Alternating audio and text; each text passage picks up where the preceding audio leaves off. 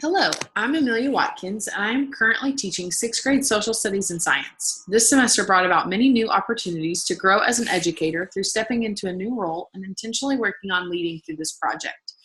Because I needed to master 2 new content areas, social studies and science, and step into a new teaching team, my area of focus for teacher leadership was leading from the classroom from the Kentucky Teacher Leadership Framework.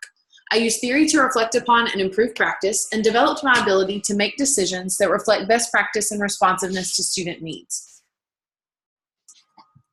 One of the key core beliefs of a teacher leader in the classroom is that the teacher should have a professional knowledge from expertise and from experience that informs their actions. Mano and Firestone have studied the disparities between content experts as teacher leaders and non-experts who have been in the classroom a much shorter amount of time. They concluded that while non-experts could be teacher leaders, they first had to master their content and develop credibility, while a content expert could just jump into leadership through coaching and mentoring. I aligned the activities of my project to this core belief that I would need experience and expertise to really lead well from my classroom and expand my influence outside of its 4 walls. Through this project, I also wanted to develop the core disposition of seeking out and embracing new learning opportunities, and to learn with and from my colleagues. This was the driving disposition behind planning activities around collaboration and quality professional development. The most significant attribute of a teacher leader from the classroom that became the focus of my project was that to lead from the classroom, teachers need to know their content and apply quality teaching strategies. Mano and Firestone's research on teacher leaders concluded that in-depth content knowledge and effective teaching is the foundation of leading others well.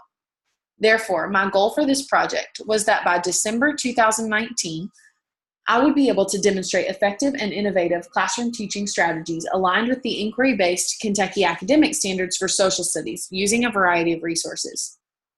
The first way I worked toward achieving this goal was to attend quality social studies professional development. Lai and Chung posit that the willingness of teachers to learn and to participate in quality PD is crucial to teacher leadership, and I wholeheartedly agree. I attended several PD opportunities, but the most influential were Jana Kirchner's training on interpreting the standards and a district-offered PD on inquiry-based strategies in the upper elementary and middle school classroom. Mano and Firestone concluded that quality professional development on specific content areas and teaching strategies can be the foundation for content expertise and becoming an advocate for teaching of that content to all children. Both of these professional development opportunities helped me to step into teaching something new and feel confident in instruction. At Jana's training, we spent lots of time deconstructing the new detailed standards. This training exposed me to inquiry-based resources, and I have been able to share out these resources with other teachers. The links seen under resources here are on a shared document that 6th grade social studies teachers at the training can access. This is a living document that has constantly grown with more and more valuable resources throughout the semester. Through these resources, I have been able to promote more inquiry through utilizing primary sources. As you can see in the graph, the number of primary sources utilized in each of my units has increased from 7 to 18 just this semester, demonstrating the activity's effectiveness. Further, my effectiveness as a teacher has grown exponentially. My growth and effectiveness was specifically seen in a pre- and post-assessment of students' inquiry skills. They did an artifact notice wonder scoot around the room at the beginning of the first social studies unit and our last this semester. As you can see in the table, students were able to ask more meaningful questions, draw more significant and accurate conclusions, and were overall more observant on the post-assessment than on the pre-assessment.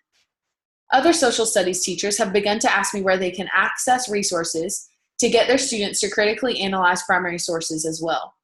These resources and PD opportunities have helped me to become a better leader on my new team and in my new school. Participating in professional development has allowed me to become more of an expert in my content so that I can develop and exercise influence in a variety of settings.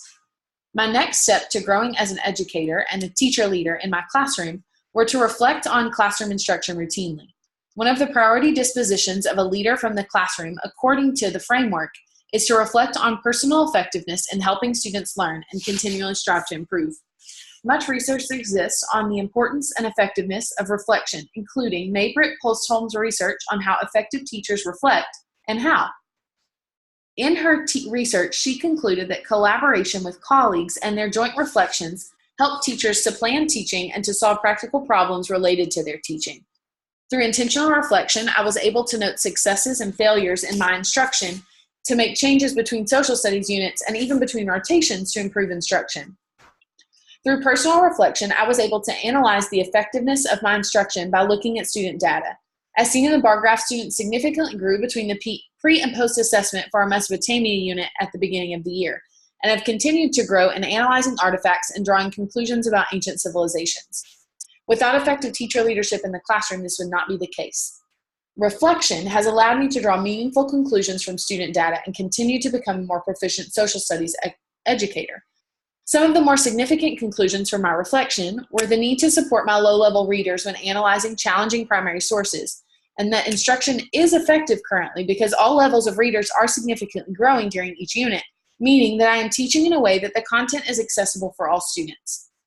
I attended a district-offered collaboration of reading teachers where I learned valuable strategies for differentiating for challenging primary sources. I was then able to utilize these strategies, and by focusing on reflection as one of my activities for this project, I was able to develop my ability through using these scaffolding strategies to make decisions that reflect best practice and responsiveness to student needs, which is a component of leading from the classroom as stated in the teacher leadership framework. Some of the more important key themes from my reflection that led to the most student growth were that students needed scaffolds when utilizing primary sources.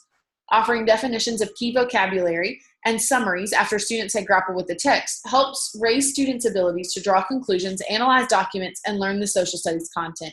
They have also been the strategies that other teachers have been able to utilize in their own classrooms because they span across all disciplines. In sharing these strategies, I was able to really lead from the classroom and start stepping into a coach-type role again. Riveros noted that one of the primary characteristics of a teacher leader is that they positively influence colleagues without the use of overt power. In order to be an influencer, colleagues have to respect you, trust you, and know that you are good at what you do. Implementing these scaffolds has helped me be able to do so. It has helped me to influence without demands or forcefulness.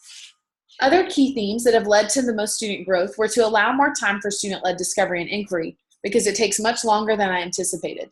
However, as seen with the data from the analysis growth from the Notice Wonder artifact activities in the Mesopotamia unit and the Ancient India unit, more time is paying off and the students are drawing more meaningful conclusions, which supports that I'm growing and becoming a more effective teacher leader in the classroom.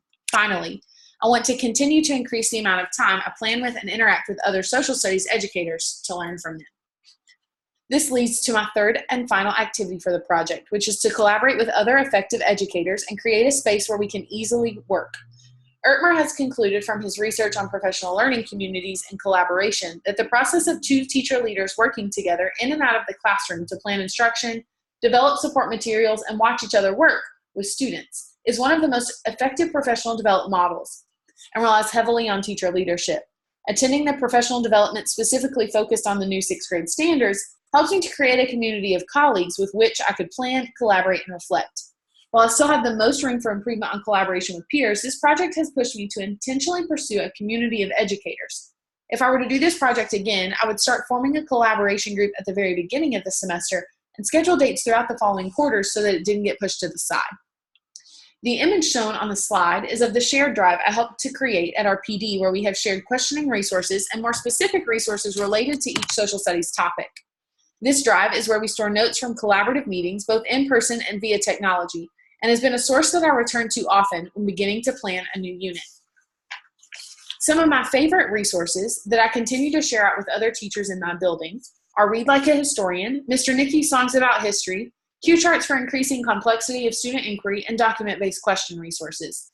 These resources have helped me begin to achieve my goal of being an expert social studies educator with a knowledge of quality resources. It also allowed me to develop leadership in organizing and setting up the group while also helping coach other members of the group. Also seen here is growth based on my student responses.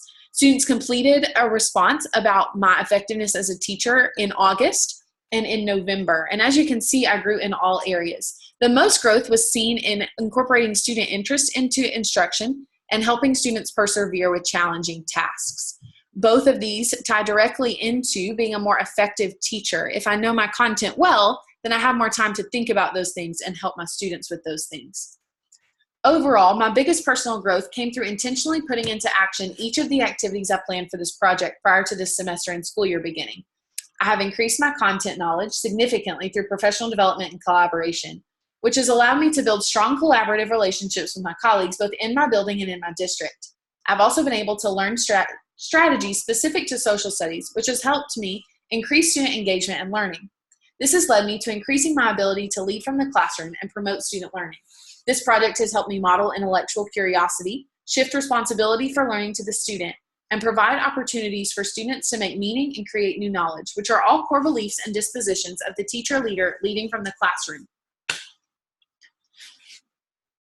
Because I have a desire to learn continuously and constantly seek improvement, my next steps first include to continue to develop content expertise. I still have 3 social studies units that I need to learn, plan, and implement, and I want to do it well. Further, learning and studying will be required to do this. I also want to work towards differentiating for both my below grade level and my above grade level students.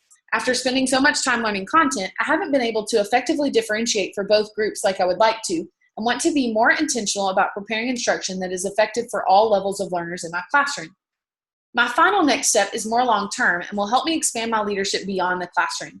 I want to move toward leading as a mentor and a coach. I want to model effective practices, be capable of exercising my influence in a variety of settings, and support collaborative collegial structures in my schools, which Tamal, Schilling, and Wilhite list as some of the key attributes of a teacher leader.